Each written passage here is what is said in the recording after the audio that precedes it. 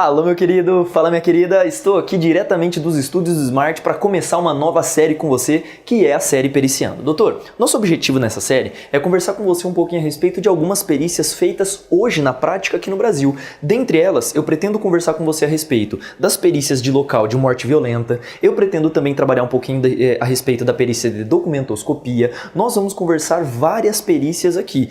A série ela vai iniciar, obviamente, com a parte relacionada ao local de crime por morte violenta, que sem dúvida é um dos tópicos mais interessantes dentro da área de criminalística, mas sem dúvida você tem que sempre focar em se falando de prova de concurso público, em se falando de vida profissional mesmo, deve sempre se atentar às peculiaridades do dia a dia. Lembrando que perícia criminal, doutor, não é algo estável. Não é à toa que ao perito é dado aquela autonomia, princípio chamado princípio da autonomia do perito criminal, ou princípio do perito natural, ok? Nesse sentido, o ponto marcante para lembrar aqui com você a respeito dessa série é justamente esclarecer um pouco da sua ideia de perícia criminal. Sem dúvida, uma área altamente marcante. Eu pretendo fazer vários vídeos a respeito de histórico da perícia, de um cara chamado Edmond Locard, que sem dúvida foi um cara crucial no surgimento hoje da criminalística no âmbito da polícia. Então existem vários pontos que eu vou conversar com você ao longo dessa série. Não existe previsão de quantos episódios, de quantas matérias será feita, então minha recomendação,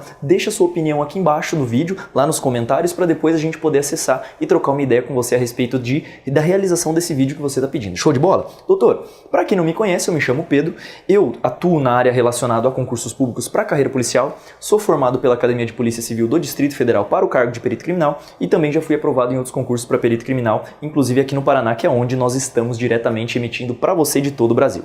Show de bola? O tema do nosso aulinha de hoje, do nosso Periciando, é local de morte violenta. Então vem aqui comigo para a gente tentar entender um pouquinho. Sem dúvida, essa aula ela vai ajudar muito você a relacionar principalmente a questão de concurso público. Como que isso cai em concurso público e também para a curiosidade da vida. Como que um perito criminal efetivamente aborda um local de crime do ponto de vista técnico. Vamos tentar entender um pouquinho? Então vem aqui comigo, ó. Pra gente começar a conversar um pouquinho a respeito, eu tenho que te trazer um conceito um pouco mais básico do que vem a ser o chamado local de crime. Doutor, local de crime, depois das principais doutrinas atuais, digo como exemplo, o Alberi Espíndola, um grande perito. Nós temos também a questão ali de outros peritos do Rio Grande do Sul. Cara, tem peritos no Brasil inteiro. Alberi Espíndola, a questão do Espinosa, tem vários tipos. O Jesus Antônio Velho, porra, Jesus Antônio Velho ele é referência em concurso público quando a gente trabalha com locais de crime. Sem dúvida, todo concurso que cai criminalística vem uma questãozinha de classificação e de definição do que vem a ser esse local de crime. Então vamos tentar entender um pouquinho para esses autores o que significa mais ou menos esse local de crime? Doutor, então quando a gente trabalha com esse conceito chamado local de crime, eu quero apresentar para você algumas definições de alguns autores, entre eles o próprio Alberi Espíndola. Quando a gente pega esse cara, ele vai estabelecer, por exemplo, que o local de crime é toda a área física. Ele traz um conceito físico mesmo. É toda a área física em que eu encontro, por exemplo, a questão de vestígios relacionados a crime. É toda a área física em que eu vou encontrar vestígios relacionados ao crime. E essa área física, ela se divide em vários tipos de classificação, vários tipos. Entre eles eu cito para você, dentro dessa área física, existe uma classificação muito típica de local de crime. Se local de crime é toda e qualquer área física que apresenta vestígios, lembrando que vestígio, para a doutrina criminalística, se diferencia de indícios, ok? Hoje o vestígio é tudo aquilo que pode ser eminentemente encontrado em um local do crime. Vale dizer, como vestígio, eu entendo um vestígio verdadeiro, um vestígio forjado e um vestígio ilusório. Essa é a principal classificação que a doutrina salienta a respeito de vestígio. Vestígio verdadeiro é aquele vestígio que tem, de fato, uma relação direta com o crime, enquanto o vestígio forjado é aquele que não tem relação com o crime, mas foi colocado no local na expectativa de enganar o perito ou até mesmo o juiz na hora de julgar aquela causa.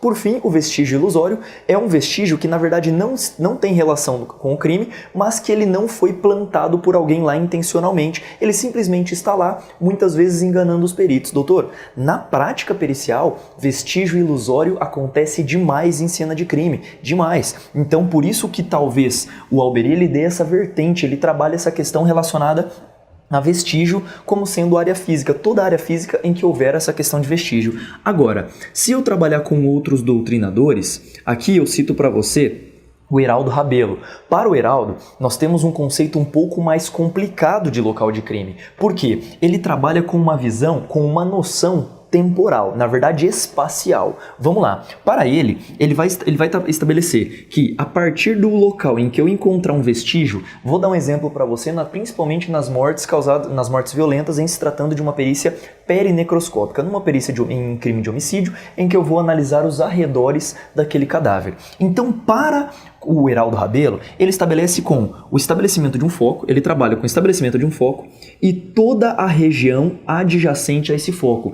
Por isso que muitas vezes há uma classificação em local imediato e local mediato. Percebeu? Quando nós estabelecemos essas diferenças entre esses dois locais, é importantíssimo que você saiba diferenciar. O Heraldo Rabelo ele faz essa classificação de acordo propriamente dito com os locais de crime, perfeito? E além da classificação de local imediato, então vamos primeiro estabelecer um conceito. Para o Heraldo, local imediato é aquele local em que as adjacências, o local ao redor do foco principal estão contidos. Isto é local imediato. Dependendo da doutrina, aqui eu cito, por exemplo, Jesus Antônio Velho. Para esse doutrinador, essa área ela pode variar, só que em tese ela varia entre 2 e 4 metros do foco principal, ok? Em seguida, há que se falar em um local mediato, doutor, e nesse local é todo o local que circunda o local principal, que é o local imediato, que possam também apresentar vestígios, como por exemplo uma pegadinha ali também, ok? Então isto vem a ser aquilo que nós chamamos de local de crime imediato. Em consequência disso, pode haver, por exemplo, outros locais que possam ter relação com o crime, por isso chamado de local relacionado. Doutor, o que é o local relacionado? É todo local que eu encontro vestígios do crime, mas que não tem relação direta com o local principal, tipicamente exemplificado por meio dos crimes de sequestro e cárcere privado. Percebeu? Nesse caso, há uma terceira classificação, o local relacionado. Então existe o local imediato, existe o local mediato e existe o local relacionado para essas principais doutrinas. Só citando, como eu já citei a questão do Antônio, do Jesus Antônio Velho, para esse autor, ele trabalha com outro local de crime na sua obra, chamado de local virtual. Ele leva em conta aquilo que a gente chama de crimes cibernéticos, principalmente aqueles crimes previstos na lei Carolina Dickmann. Muito interessante essa visão do autor. E detalhe, já foi cobrado em prova o que vem a ser um local virtual. Então o local virtual é um local não físico, não necessariamente físico, em que o indivíduo gera informações, muitas vezes constituído por logs, por informações básicas da área de informática, em que os peritos conseguem detectar esse instituto a partir de extração de dados do computador, ok? Então local virtual, local imediato, local mediato e local relacionado. Lembrando que aqui eu citei para vocês, por exemplo, a doutrina aqui em cima do Alberi.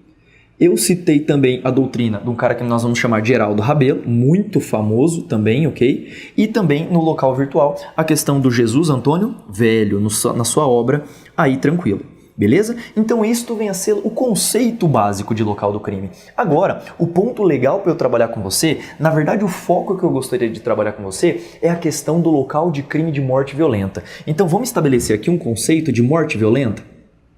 Para trabalhar com o conceito de morte violenta, doutor, eu não trabalho com aquele conceito básico que o Código de Processo Penal estabelece. Eu não trabalho com o conceito do Código de Processo Penal. Eu migro o conceito para duas áreas, para criminalística e para medicina legal. Se você pegar, por exemplo, o Higino Hércules, se você pegar, por exemplo, o Genival Veloso França, outros autores também da medicina legal, Delton Croce, por exemplo, esses autores, eles trabalham como sendo morte violenta um conceito diferente do CPP, em que abrange todo tipo de morte em que o agente acaba morrendo mediante cometimento de um crime, tipicamente homicídio, mas pode ser outros como, por exemplo, a questão relacionada à lesão seguida de morte, também poderia entrar a questão do latrocínio e outros crimes aí. Entra também aqui nesse quesito o suicídio, perfeito? Entraria o suicídio também como sendo morte violenta e a morte também derivada de acidentes. Perfeito? Então é daí que nasce o conceito básico de morte violenta, doutor. Esse é o ponto marcante para a gente trabalhar essa questão aqui. Agora, doutor, esse é o ponto. Superado esse tema relacionado principalmente à morte violenta, o conceito, eu vou abranger diretamente um local de morte violenta. Doutor, quando a gente trabalha os dois conceitos juntos, então vamos lá, local Você já sabe o que é um local de crime e também já sabe a questão de morte violenta. Então, no local de morte violenta, eu vou salientar basicamente como se faz uma análise pericial básica de um local de homicídio, tipicamente caracterizado com alguns vestígios. Vou te dar um exemplo. Quando a gente trabalha com crime de homicídio, doutor, é muito comum que se faça uma análise geral do local. O crime de homicídio, ele é um crime que geralmente deixa muito tipo de vestígio, dentre eles, os principais vestígios encontrados hoje. Nós trabalhamos com os estojos dos cartuchos, por exemplo, nós trabalhamos até mesmo com o projétil propriamente dito, depois de obviamente liberado, depois de acionado por uma arma de fogo. Nós trabalhamos também com a questão de vestes, de resquícios presentes nessa vestes provenientes dos efeitos primário e secundário de um tiro. Nós trabalhamos também com indícios relacionados a armas que não a de fogo, por exemplo, uma foice, uma enxada, uma faca propriamente dita. Então aqui os vestígios eles são muito caracterizadores. Dentro de uma cena de homicídio eu consigo encontrar muitos vestígios. Se você for ver como que cai isso em prova, a primeira relação que você deve fazer é uma relação entre vestígio e valor forense. Qual seria o valor forense desse vestígio? Perfeito? Esse valor forense ele é fundamental, porque, por exemplo, em se tratando, vou te dar um exemplo de um crime cometido com a utilização de uma faca. Doutor, essa faca ela tem muita peculiaridade. Primeiro, ela é fonte de autoria. Ela pode indicar quem é o autor por meio de impressão digital ou mesmo por meio de tecidos, de DNA de contato que nós chamamos. Então é possível se detectar DNA, por exemplo, nessa faca. Inclusive, se essa faca tem compatibilidade com a ferida produzida na vítima. Então, em se tratando de uma cena de homicídio, é muito importante fazer uma relação entre vestígio e valor forense. Doutor, nosso tópico aqui hoje não é trabalhar com você tipos de vestígios e qual é a análise pormenorizada de uma cena de crime.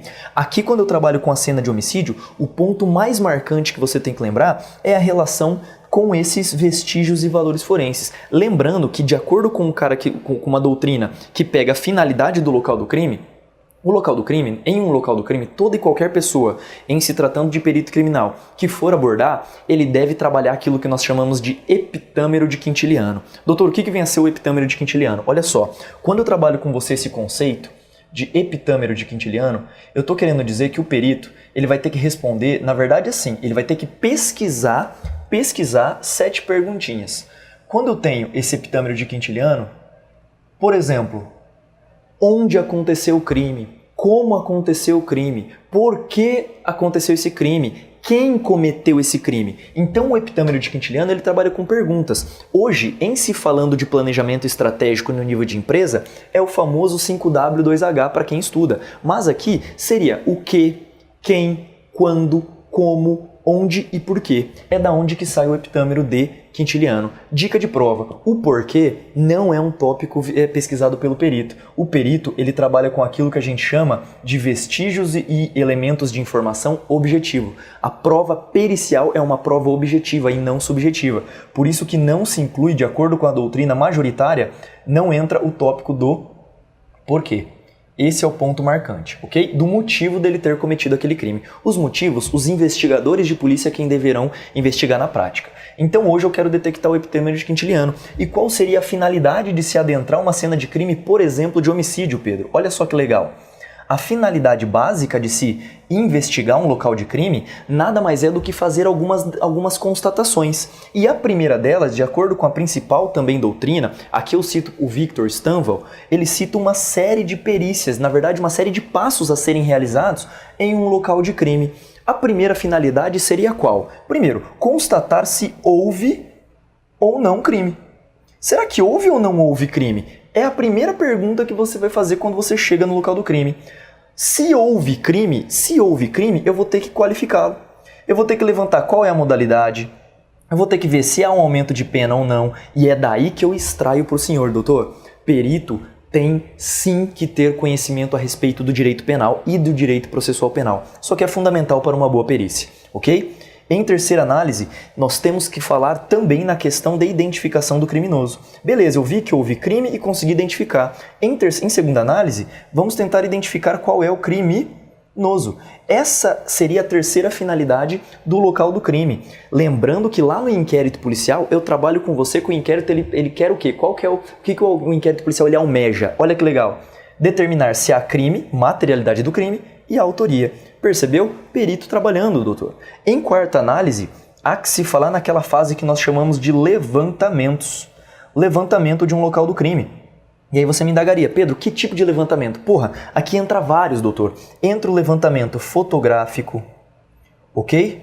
Entra a questão do levantamento descritivo, por exemplo, a realização de esboços e de croquis. Entra o levantamento dactiloscópico, se necessário, com a ajuda dos nossos queridos amigos papiloscopistas, né? Nesse caso, entraria também levantamento físico do local, panorâmico do local, além do descritivo, né? Levantamento de local mesmo. Aí existe a questão do reconhecimento de coisas e também a reprodução simulada dos fatos em anexo com, por exemplo, revelações e decalques. Doutor, revelação muitas vezes é preciso revelar por meio de luzes forenses. Eu até posso fazer um evento com você, se você quiser, deixa no comentário aqui embaixo. Eu posso fazer um evento com você a respeito de como se detecta esses vestígios biológicos em se tratando de cena de crime. Então os levantamentos seriam a quarta etapa da finalidade de desvendar um local de crime. E como quinta característica, é importante citar a questão relacionada à legalização dos indícios, na verdade dos vestígios. A legalização dos vestígios. Doutor, é aqui que eu cito com você principalmente a questão da cadeia de custódia. Porra, Pedro, o que vem a ser a cadeia de custódia, doutor?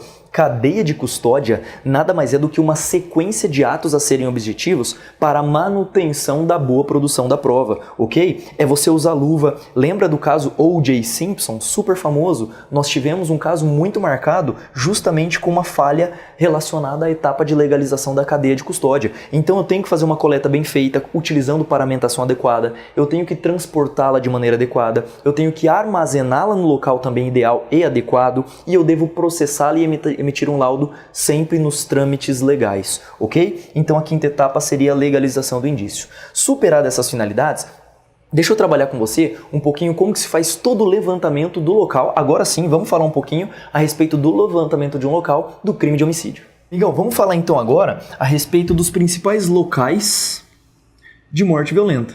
Você já entendeu o que vem a ser locais de morte violenta? Lembrando que morte violenta, você deve entender como sendo 3 modalidades. Eu vou trabalhar com você uma modalidade em sentido estrito, que vem a ser o homicídio, e é desse que nós vamos conversar hoje aqui nesse vídeo.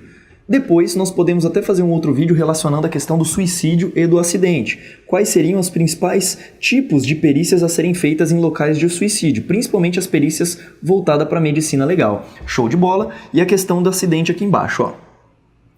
Vamos falar então primeiro da questão da morte violenta, repetindo, aqui eu vou trabalhar com você a questão do homicídio. Pedro, por que você não vai falar de suicídio e da questão de acidente? Doutor, lá na Academia de Polícia nós tivemos pelo menos umas 5 ou 6 aulas só dessas paradas aqui, não dá pra gente passar isso rapidinho em um vídeo, ok? Lembrando que a aula era o período inteiro, não era só 2 horários de manhã e 2 horas da tarde, tá?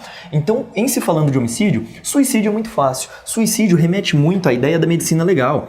A questão, por exemplo, de esgorjamento, a questão relacionada a enforcamento e assim vai. Então, para quem já estuda medicina legal para concurso público, já tem uma noção muito melhor. E acidentes, muitas vezes a gente trabalha também com a parte relacionada a trabalho, principalmente a infortunística que a gente chama, ok? Mas vamos falar do local de homicídio. Doutor, você foi convocado. Sinta-se como sendo um perito criminal, devidamente trajado, com o colete, com a sua arma aqui do lado, todo bonitão, óculos escuro, viatura, geralmente não é você quem vai dirigir, a não ser em alguns estados como acontece, você chama o seu chefe ali, seu amigão, seu agente, a gente brinca que é o meu agente, se é meu agente ele vai dirigir pra minha viatura. O cara vai dirigindo pra você, você chega, claro, a primeira coisa que você faz, doutor, chegou na cena do crime. Porra, o que se faz, Pedro? Pelo amor de Deus, aqui eu chamo sua atenção por demais, justamente pela questão de direito à vida. Doutor, a primeira coisa que o perito faz quando ele chega no local do crime é visualizar se há condições de segurança dele até mesmo descer da viatura. E se não houver, vaza, meu filho, beleza?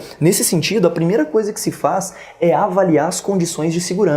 Existe um ditado popular muito famoso que diz o seguinte: o criminoso ele volta à cena do crime, e essa porra é verdade, ok? Então aqui, no crime de homicídio, a primeira coisa que se faz é analisar essa questão de segurança. Porra, tá tudo seguro, os policiais já fizeram os devidos isolamentos, você vai descer da viatura, vai conferir esse isolamento até mesmo antes de entrar na cena do crime, vai pedir a liberação de todo esse local e a partir daquele momento, doutor, aquele local de crime é responsabilidade sua, perito criminal. Ok? Nesse sentido, o homicídio, você vai perceber lá no meio, geralmente, a questão relacionada a um cadáver. Tudo bem.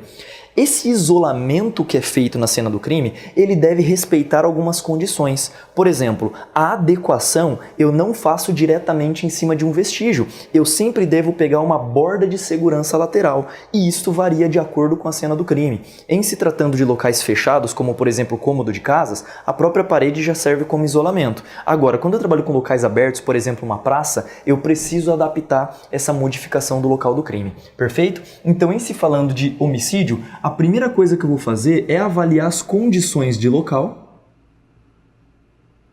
as condições do local e também as condições, além das condições de segurança, as condições de isolamento do local. E, se necessário, ajustá-la para melhor realizar aquela perícia. Beleza. Em seguida, você vai adentrar o local do crime. Pronto. Esse adentramento, doutor, ele não é feito de qualquer forma. Se você pegar a doutrina lá do Jesus Antônio Velho, ele apresenta formas de se entrar nesse local do crime, obedecendo, por exemplo, uma linha em grade, obedecendo uma espiral, começa primeiro pelas periferias para depois ir se aproximando um pouco mais. Então existem várias formas. Pode ser feito aquilo que nós chamamos de varredura em grade, em que o perito ele vai fazendo isso daqui, ele localiza os seus auxiliares e eles vão abordando todo o local. Ele pode fazer essa abordagem de maneira espiralada, começando sempre pela periferia, para depois entrar, e várias outras formas de se adentrar nesse local. A expectativa aqui é preservar o vestígio. Então eu primeiro avalio vestígios da região periférica. Em seguida eu vejo vestígios um pouco mais próximo, até que eu chego diretamente nesse cadáver. Doutor, cheguei diretamente no cadáver, eu não mexo ainda. O Código de Processo Penal ele é enfático. A partir do momento em que eu encontro esse cadáver, eu devo realizar um exame que nós chamamos de exame perinecroscópico. Se faz uma análise perinecroscópica e a constatação perinecroscópica e a constatação de todos os vestígios ali presentes, principalmente a fase de levantamento. Eu vou começar a fotografar. E essa fotografia que se tira, essas fotografias, a doutrina recomenda 3 tipos de ângulos. Eu vou fazer uma fotografia panorâmica para localizar aquele cadáver frente ao cenário. Eu vou fazer uma fotografia a curta distância, próximo para tentar identificar os vestígios próximo a ela. E eu vou fazer uma muito próxima em detalhes, sempre utilizando-se de 9 campos. 8 laterais e uma visão sempre de cima. Essa seria a forma adequada de se fazer. Pedro, não é feito assim. Porra, eu sei. Eu estou trazendo para você o que é utópico hoje na perícia, ok? Então será feito aquelas fotografias na região perinecroscópica, ainda não mexendo na porra do cadáver. É a última coisa que você vai fazer, tudo bem? Detectei, fotografei, colhi todos os vestígios relacionados àquele cadáver, aí sim eu vou tentar analisar como que vai ser essa análise no cadáver. E doutor, a análise cadavérica, ela se divide em 3 etapas. A análise do cadáver em local de crime, claro, com a atribuição do perito, que é a perícia perinecroscópica, que nada mais faz do que avaliar a região ao entorno desse cadáver e também aqueles vestígios sobre o cadáver. Doutor, vestígios internos, projéteis internos, causa-mortes, tudo isso é função do médico legista. Você vai fazer uma análise superficial desse cadáver, ok? Então você vai fazer, primeiro, dentro dessa análise pericial desse cadáver, você vai analisar o corpo, sempre avaliando essa porção externa do corpo, chamada de perícia perinecroscópica. Em seguida, eu vou realizar a retirada das vestes. E doutor, essa retirada das vestes, ela é fundamental, principalmente quando a gente relaciona crimes envolvendo arma de fogo. Sabe por quê? Muitos resíduos ficam nas vestes. Aqui é o momento em que esse perito ele ajusta a veste para tentar entender a dinâmica do fato. Esse é o momento que muitas vezes o perito ele colhe uma veste em crime, por exemplo, decorrente de estupro. Ele vai ter que coletar uma cueca ou uma calcinha ali na cena do crime, justamente na expectativa de conseguir coletar esse instrumento para possivelmente, para futuramente você detectar quem foi o agressor. Então essa fase ela é fundamental. A fase de recortar sempre em costura costura, como que retira. Muitas vezes os familiares acham que isso daí vai ser uma banalização do cadáver, o que na prática não é. Ele é extremamente necessário, sim, justamente na expectativa de se detectar qual foi a dinâmica dos fatos. Então eu avalio o corpo como um total, detecto quais são os vestígios ali, retiro essas vestes e em seguida eu faço uma análise do cadáver sem vestes. Então eu vou analisar novamente o corpo, só que agora sem vestes, ok? Esse ponto ele é marcante. Eu retiro o DNA de contato, eu tento detectar, por exemplo, se há marcas de arrastamento, por exemplo, se esse cadáver ele foi arrastado para um local de crime, eu tento detectar se há sangue que não da pessoa agredida, um sangue diferenciado, eu tento avaliar se há de fato perfuração naquela roupa. Então tudo isso é uma análise constatada em se falando de cadáver. Primeiro eu avalio o cadáver, em segunda análise faço o quê? Retirada das vestes. E em terceira análise eu volto o meu olhar novamente para o cadáver. Eu preciso fazer novamente aquela análise do local para tentar entender como esse cadáver foi parar lá. Só que essa é a última etapa daquela perícia típica que a gente faz. Primeiro se faz todo o levantamento de local. Doutor, na prática é tudo muito mais complexo que isso. Eu preciso coletar amostra de sangue. Se houver suspeita de estupro, eu coleto, eu corto um pedaço do tecido da roupa íntima dessa vítima e existem N tipos de situações. Se houver suspeita de pelos pubianos, eu tenho que fazer uma coleta com uma escova. Então é tudo muito mais complicado do que parece. O que eu fiz com você? Eu estabeleci uma dinâmica geral. O que se faz hoje geralmente na prática de apuração de um local de crime. Doutor, vamos finalizar por aqui porque senão esse vídeo você não aguenta mais eu, não é verdade? Esse seria o nosso primeiro episódio da série. Eu trabalhei com você então como se faz hoje na prática. Após essa liberação desse cadáver, você, perito criminal, levantou toda a cena, avaliou o cadáver e como última etapa, eu estava quase esquecendo, né, de passar para você, como última etapa aqui, doutor, funciona como? O perito ele libera o local do crime e o corpo segue para o IML, justamente com as roupagens se necessário, com o perito atuando lado a lado, o que seria muito mais adequado, às vezes isso não acontece na prática, mas o adequado é o perito trabalhar lado a lado com o médico legista na identificação dos vestígios. Percebeu? Então o último seria a liberação e o preenchimento do auto, ok? Então com isso é feito dessa forma genérica, é toda feita uma análise de local de crime. Doutor, espero que você tenha gostado. Nós vamos trabalhar com outros tipos de perícias. Eu vou trabalhar com você com perícia relacionada também à medicina legal. Eu vou trabalhar com perícia documentoscópica e várias outras perícias para tentar deixar o seu mundo mais colorido. Se você quer perícia criminal, doutor, sem dúvida, isso vai te ajudar muito a gostar ainda mais da profissão, a crescer mais como pessoa e ver o quão lindo é a profissão do perito criminal. Um abraço.